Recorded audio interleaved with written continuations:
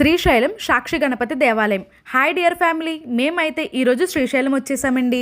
శ్రీశైల మహాక్షేత్రాన్ని దర్శించుకోవడానికంటే ముందు ఈ సాక్షి గణపతి స్వామిని ఎందుకు దర్శించుకోవాలి, శ్రీశైల శిఖరేశ్వర స్వామిని కూడా ఎందుకు దర్శించుకుంటారు, ఇలాంటి ఎన్నో ఆశ్చర్యకరమైన రహస్యాలు నేను మీకైతే చెప్పేస్తానండి ఈ వీడియోలో. నేనైతే ప్రెగ్నెంట్గా ఉన్నప్పుడు మగబిడ్డ కావాలి అని కోరుకున్నానండి. సో కోరుకున్న విధంగానే ఆ శివయ్య మాకు మగబిడ్డనైతే ఇచ్చేశారు. సో వచ్చి ఆయనకి చూపించిన ఆ బిడ్డని థ్యాంక్ యూ చెప్పుకోవాలని మేమైతే ఫ్యామిలీతో ఇలా శ్రీశైలం వచ్చేసాం. శ్రీశైలం వచ్చిన భక్తులు తప్పకుండా ఆ మహాక్షేత్రాన్ని దర్శించుకోవడానికంటే ముందే ఈ సాక్షి గణపతి దేవాలయాన్ని అయితే దర్శించుకోవాలండి. ఈ ఆలయంలోని ఆ సాక్షి గణపతి వద్ద మన పేరు గోత్రనామాలు కూడా చెప్పుకోవాలి. వాటిని ఆ గణపతి నమోదు చేసుకొని కైలాసంలో శివునికి సాక్ష్యంగా చెబుతారట. మనం శ్రీశైలం వెళ్ళిపోయి డైరెక్ట్గా దర్శించుకొని వచ్చేయడం కాదండి. ఇక్కడ ఈ సాక్షి గణపతి దేవాలయాన్ని దర్శించుకొని ఇక్కడ ఈ టెంపుల్లో మన పేరు గోత్రములు అన్నీ చెప్పుకొని ఆయన దగ్గర మనం అటెండెన్స్ తీసుకుంటున్నట్టు, సో ఆయనకి మనం వచ్చాము అని చెప్తే కైలాసంలో ఉన్న ఆ శివునికి ఈ గణపతి చేరవేస్తారంట. కనుక శ్రీశైలంలో ఉన్న ఈ సాక్షి గణపతి దేవాలయాన్ని దర్శించుకోవడం వల్ల ఈ స్వామి మనకి సాక్షిగా ఉండి తండ్రి మల్లికార్జున స్వామికి తల్లి బ్రహ్మరాంబదేవికి తెలియజేస్తారని ఇక్కడైతే కథనమండి. సో భక్తులందరూ కూడా ఖచ్చితంగా మర్చిపోకుండా వచ్చి ఈ సాక్షి గణపతిని అయితే దర్శించుకోండి. నేనైతే శ్రీశైలం రావడం ఇది రెండోసారి అండి. మొదటిసారి వచ్చినప్పుడైతే ఈ సాక్షి గణపతి దేవాలయం దగ్గర నేను ఆగలేదు. ఎందుకంటే మేము కార్ మీద వచ్చాము. ఇంకా కార్ అయితే నాకు అస్సలు పడదు. సో ఇంకా ఫుల్గా టైర్డ్ అయిపోయాను అనమాట. దారంతా కూడా వామిటింగ్స్ అయిపోయాయి. ఇలా చూస్తే నేను అసలు ఫస్ట్ టైం శ్రీశైలం వచ్చినట్టే కాదేమోనండి. కానీ ఈసారి అయితే మిస్ అవ్వలేదు. ఖచ్చితంగా వచ్చి సాక్షి గణపతిని నేను దర్శించుకున్నాను. ఇప్పుడు కూడా కార్ మీద వచ్చాం కానీ దర్శించుకున్నాను. యాక్చువల్గా మా హస్బెండ్ అయితే ఎప్పుడో కార్ తీసుకోవాలండి, కానీ నాకు పడదు అన్న ఒక్క రీజన్తో నేను కార్ తీసుకోకుండా వేరే వెహికల్కి అయితే షిఫ్ట్ అయిపోయాము. ఇప్పుడు రావడం కూడా కార్లో చాలా రిస్కీగానే వచ్చానండి. ఎందుకో తెలీదు, అస్సలు కార్ అంటే పడదు. కొంచెం ఎక్కేసరికి ఇంకా కళ్ళు తిరిగేసి కడుపులో తిప్పేసి ఇంక వామిటింగ్స్ అయిపోతూనే ఉన్నాయి. ఇంక ఇక్కడ దర్శనం కంప్లీట్ అయిపోయిన తర్వాత ఆ శ్రీశైలం మల్లికార్జున స్వామిని అయితే దర్శించుకోవడానికి అయితే స్టార్ట్ అయిపోయామండి. వెళ్ళే దారంతా ఇలా ఖాళీగా ఉంటే పెద్దగా జనమేమీ లేరేమో అని అనుకున్నానండి. కానీ అక్కడికి వెళ్ళిన తర్వాత తెలిసింది చాలా క్రౌడ్ అయితే ఉంది. అసలు నార్మల్ డేస్లోనే ఇలా ఉంటే ఇంకా పర్టికులర్గా ఫెస్టివల్స్ వచ్చినప్పుడు, మహాశివరాత్రి అని ఇలాంటి ఏదైనా పర్టికులర్గా ఫెస్టివల్స్ వచ్చినప్పుడు ఇంకెంత జనం ఉంటారో అని నాకే ఆశ్చర్యం వేసింది. అంతమంది ఉన్నారు. లాస్ట్ టైం వచ్చినట్లయితే లేదండి. ఇప్పుడైతే ఆలయ ప్రాంగణం మొత్తం మార్చేశారు. చాలా విశాలంగా ఉండి ఇంకా కొంచెం పెద్దగా చేసినట్టున్నారు బయట అంతా కూడా. సో చాలా పెద్దగా అయితే ఉంది. భక్తులకైతే అంత ఇబ్బంది కలగకుండా ఉండేట్టయితేనే ఉన్నది. మార్నింగ్ అయితే 6కి స్టార్ట్ అయిపోయామండి. ఇంక స్టార్ట్ అయినప్పుడు కూడా నేను ఏమీ తినలేదు. ఎందుకంటే నాకు తెలుసు కదా కారు పడదని, వామిట్స్ అవుతాయని. సో అందుకని ఏం తినలేదు. ఇక్కడికి మేము రీచ్ అయ్యేసరికి అయితే 10:30 అయింది. కానీ ఆకలి అయితే వేస్తుంది. మళ్ళీ ఏమైనా తిన్న దగ్గర నుంచి వామిట్స్ అవుతాయేమో అన్న డౌట్తో ఏమీ తినలేదు. కానీ చాలా ఆకలి అయితే వేసింది. సో ఏదైతే ఇంకా అది అయింది, టెంపుల్కి అయితే వచ్చేసాం కదా అన్న ఫీలింగ్తో నేనైతే ఇంక ఇక్కడ ఆగి బ్రేక్ఫాస్ట్ అయితే చేసేసాము. చుట్టూరు చాలా హోటల్స్ అయితే ఉన్నాయి. సో వచ్చిన వాళ్ళకైతే ఫుడ్ విషయంలో ఎలాంటి ప్రాబ్లము ఉండదు. సో ఇంక ఇలా కార్ అయితే దిగిపోయి చిన్నోడు, నేను, మా హస్బెండ్ బ్రేక్ఫాస్ట్కి అయితే వచ్చేసామండి. నేనైతే ఒక ఇడ్లీ ఒక గారి అయితే తిన్నాను. ప్లేట్లో అయితే మనం ఇన్ని వేసుకుంటాం కానీ అన్నీ అయితే తినలేం కదా. సో బ్రేక్ఫాస్ట్ అయితే చేసేసి ఒక ఛాయ్ కూడా తీసుకున్నాం. సో ఇంక మేమైతే దర్శనానికి స్టార్ట్ అయిపోయామండి. కార్ అయితే ఇలా ఎంట్రన్స్లోనే ఆపేసామండి. సో ఇంక ఇదంతా అయితే నడుచుకుని వెళ్ళాలి. ఎవరైతే పెద్దవాళ్ళు ప్రెగ్నెంట్ లేడీస్ ఉంటారో వాళ్ళకైతే వెహికల్ అయితే ఉంది ఇక్కడ. ఇంకెలా వెళ్ళగానే దర్శనం టికెట్స్ అయితే తీసుకున్నామండి. మేమిద్దరు 150 రూపీస్ 2 అయితే తీసుకున్నాము, 300 పెట్టి. సో ఇంక లోపల దర్శనానికి అయితే వెళ్ళాము. లోపలైతే ఫోన్స్ అలౌడ్ లేదు, ఇలా స్టార్టింగ్లోనే తీసేసుకుంటున్నారు. సో అందుకే ఇక్కడైతే వీడియో తీసుకున్నాను నేను. సో ఇంకా లోపల నుంచి అయితే ఫోన్స్ అలౌడ్ లేదనమాట. చెకింగ్ దగ్గరే ఫోన్స్ తీసేసుకుంటున్నారు. సో ఇంకా మేమైతే ఇలా వీడియో అయితే తీసుకున్నాము. మా చిన్నోడికైతే అసలు హెల్త్ బాగాలేదు. ఒరే పోజ్ ఎవరా అంటుంటే వాడికి ఇంకా దీనికి ఎప్పుడు ఫోన్ పిచ్చే అన్నట్టు బుర్ర అయితే ఇలా బాదుకున్నాడు. మాకైతే నవ్వొచ్చింది. చూడండి కావాలంటే మీరే. ఇంకా ఫోన్ లోపల పెట్టేశాను. సో ఇంకా దర్శనానికి వెళ్ళిపోయాం. చాలా మంచిగా దర్శనం అయితే కంప్లీట్ అయిపోయిందండి. అయిపోయిన తర్వాత ఇలా వచ్చి ప్రసాదాల దగ్గర కూర్చున్నాము. మా హస్బెండ్ అయితే ప్రసాదం తీసుకురావడానికి వెళ్ళారు. సో మా చిన్నోడిని చూడండి ఒకసారి, ఎంత నీరసంగా ఉన్నాడో కదా. వాడికి అసలు ఈ మధ్యన హెల్త్ బాగాలేదు, కానీ మొక్కు తీర్చుకోవాలి కదా అని చెప్పేసి ఇంకా తీసుకొచ్చాము. సో మా చిన్నోడు ఇంకా కూర్చొని బాగా టైర్డ్ అయిపోయాడు. ఇంకా ఒళ్ళో అయితే ఇలా పడుకోబెట్టుకున్నాను.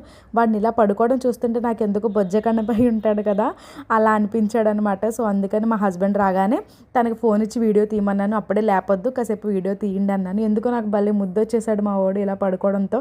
ఏదో చాలా పెద్దవాళ్ళు పడుకుంటారు కదా అలా పడుకున్నాడు. కానీ నిజానికి ఆడు చాలా చిన్నగా ఉంటాడు బయట.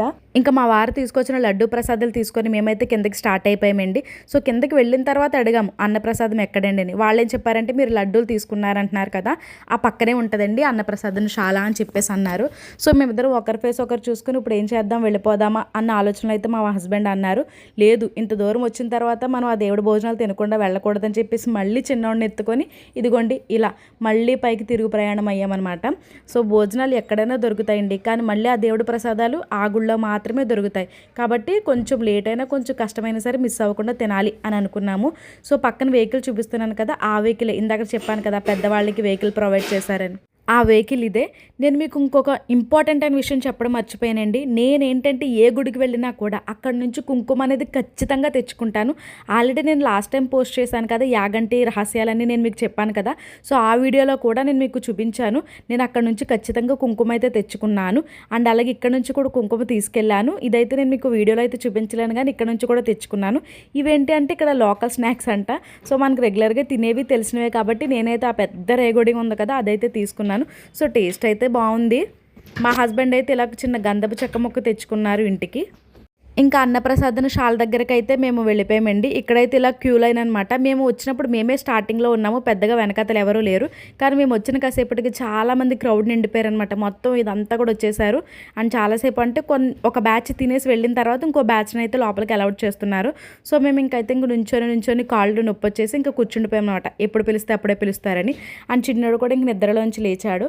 సో ఇంక వెయిటింగ్ అనమాట మేమైతే ఎప్పుడు పిలుస్తారా అని చెప్పేసి. నేనేంటంటే ఆలయ ప్రాంగణంలో ఎలాగో కుంకుమ బాటిల్స్ అమ్ముతారు కదండి, కుంకుమ బుడ్డులు, అవి కొనుక్కుంటాను. అవి కాకుండా ఆలయం లోపల దేవుడి దగ్గర కుంకుమ పెడతారు కదా మనకి కొంచెం కొంచెం పెట్టుకోమని. సో అక్కడ నుంచి కూడా కుంకుమ తెచ్చుకుంటాను. నాకు ఇష్టం అలా తెచ్చుకోవడం. తెచ్చుకుని నా పూజ గదిలో అయితే నేను పెట్టుకుంటాను. కానీ దేవుడి దగ్గర నుంచి తెచ్చుకున్నదైతే నేను నా నుదుటికి పెట్టుకుంటాను. సో ఇలా మేమైతే భోజనశాలకి అలౌడ్ ఇచ్చేసారు. సో మంచిగా కడుపు నిండా తినేసాము. నా సబ్స్క్రైబర్స్ అందరికీ, నా వ్యూవర్స్ అందరికీ కూడా నేను నా తరపు నుంచి ఏదో ఒకటి ఇవ్వాలి అనుకుంటున్నానండి. ఏంటంటే నేను నెక్స్ట్ టైం ఏదైనా టెంపుల్ విజిట్ చేయడానికి వెళ్ళినప్పుడు నేను మీకు కూడా కుంకుమ తీసుకొస్తాను. ఓకేనా? మీకు ఏదైనా కావాలంటే నాకు చెప్పండి. నేను అక్కడ నుంచి అది బై చేసి తీసుకొచ్చి నేను మీకు అనేది కొరియర్ చేస్తాను. ఓకేనా? ఇది ఎందుకో నాకు ఇవ్వాలి అనిపించింది, నాకు ఇప్పటికిప్పుడే అనిపించింది అనమాట. సో ఎందుకంటే నాలా చాలామంది లేడీస్ ఉంటారు, వాళ్ళకి కూడా కుంకుమ అనేది ఇష్టంగా ఉంటుంది. మనకి ఇంటి దగ్గర దొరుకుతుంది కానీ పర్టికులర్గా అంతంత దూరాలు వెళ్ళి మనం అంత త్వరగా తెచ్చుకోలేము. సో ఇలా ఎవరైనా తెలిసిన వాళ్ళు వెళ్తే తెచ్చుకుంటే దాచుకుంటాం కదా మనం కూడా. లేడీస్ అంటే ఇంక చెప్పక్కర్లేదు కదండి, భర్తే దైవం కాబట్టి. సో నేనైతే ఈసారి వెళ్ళే ముందు నేను మీకు ముందుగానే చెప్తాను. అంటే 1 డే 1 డే 2 డే ముందని కాదు, నేను చాలా డేస్ ముందే చెప్తాను. సో మీరైతే నాకు కామెంట్ చేసేయండి. నేనే మిమ్మల్ని పర్సనల్గా మెసేజ్ చేసి మీకు ఏం కావాలని అడిగి నేనైతే అది బై చేసి నేను మీకు కొరియర్ చేస్తాను. ఓకేనా? ఇది మనకి ఒక డీలింగ్ అంటే మీరేది ఇవ్వాలని కాదు, నన్ను సబ్స్క్రైబ్ చేసుకున్నారు అంటే నన్ను మీరు ఎంకరేజ్ చేస్తున్నారంటే నా వాళ్ళనే కదా అర్థం. సో అందుకని నా తరపు నుంచి చిన్న గిఫ్ట్ అనమాట. ఇంకా ఈ శిఖరేశ్వరిని కూడా దర్శించుకోవడానికి అయితే వచ్చేసామండి. వీడియో స్టార్టింగ్లో అయితే చెప్పాను కదండి నేను శిఖరేశ్వరిని కూడా ఎందుకు దర్శించుకుంటాము అని చెప్పేసి. నేనైతే ఇప్పుడు ఆ రహస్యాన్ని నేను మీకు చెప్పేస్తున్నాను.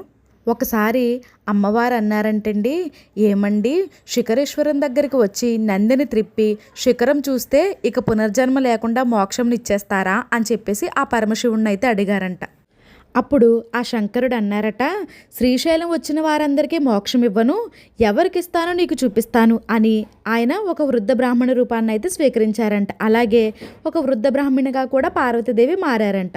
అలా మారి శిఖరేశ్వరం దగ్గరికి వెళ్ళి మెట్లు ఎక్కి నంది శృంగములోంచి చూసి క్రింద దిగుతున్నారంట. ఈశ్వరుడు అక్కడ ఒక చిన్న ఊబిని సృష్టించాడంట. అందులో వృద్ధ బ్రాహ్మణుడు దిగిపోతున్నాడంట. ఆ ఒడ్డున ఉన్న వృద్ధ బ్రాహ్మణి అంటే ఈ పార్వతి అమ్మవారు, మా ఆయన దిగబడిపోతున్నాడు, అందుకని ఎవరైనా ఒక్కసారి చేయినిచ్చి పైకి లాగండి అన్నదంట. అందరూ కూడా గబగబా వచ్చి చేయి ఇవ్వబోయారట. అప్పుడు ఆమె, మీలో పాపం లేనివారు పైకి లాగండి అని అన్నారట. అప్పుడు ప్రతివాడు కూడా తనలో తాను ఏదో పాపం చేసి ఉండకపోతానా అనుకొని వెనక్కి వెళ్ళిపోయారట. ఆ సమయంలో అటుగా ఒక వేశ్య కిందకి దిగిందట. ఈవిడ వేశ్య అని కూడా అందరికీ తెలిసిందంట.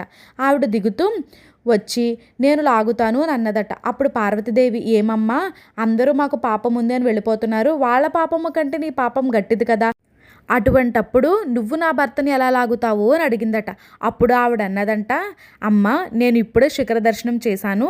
మోక్షం రావాలంటే పాపము లేదు పుణ్యము లేదు, రెండూ సున్నా అయిపోతేనే కదా మోక్షం. ఇప్పుడు నా ఖాతాలో పాపం లేదు పుణ్యం లేదు, అందుకని లాగుతున్నాను, నేను అర్హురాలును అని అన్నదట. ఈవిడికి విశ్వాసం నిజంగా ఉన్నదని ఈవిడికి మోక్షం ఇస్తున్నాను అని శివుడు పార్వతికి చెప్పాడట. నంది శృంగములలోంచి చూడడం కాదు, అక్కడ ఉన్నది తన తల్లిదండ్రులను నమ్మినవాడు ఎవరో వానికి మాత్రమే మోక్షం ఇవ్వబడుతుంది. కాబట్టి శ్రీశైల క్షేత్రంలో అడుగుపెట్టిన వాడికి తనకు తాను తల్లిదండ్రుల దగ్గర ఉన్నాననే భావన ఉండాలి. ఈ భావన పరిపుష్టమై మీరు శ్రీశైలం వెళితే అక్కడ మీకు కూడా ఎనలేని సౌభాగ్యం కలుగుతుంది అని చెప్పేసి ఇక్కడైతే కథనమండి. మేమైతే ఇంక ఇలా దర్శనం అయిపోయిన తర్వాత ఇంటికైతే తిరుగు ప్రయాణం మొదలు పెట్టేశాము. సో చిన్నోడైతే పడుకున్నారు, నేను కూడా వచ్చేదారిలో ఫుల్ వామిటింగ్స్ అనమాట. ఇంక ఇంటికి రాగానే ఫుల్గా టైర్డ్ అయిపోయాను. సో మేమైతే సక్సెస్ఫుల్గా వచ్చాము. ఆ దేవుడు మాకు ఇచ్చిన దానికి మేము థ్యాంక్ యూ చెప్పుకున్నాము. సో ఇలాగే నాలాగే మీరు కూడా ఆ దేవుడు బ్లెస్సింగ్స్ ఉండాలని మనస్ఫూర్తిగా కోరుకుంటున్నాను. Please subscribe my channel.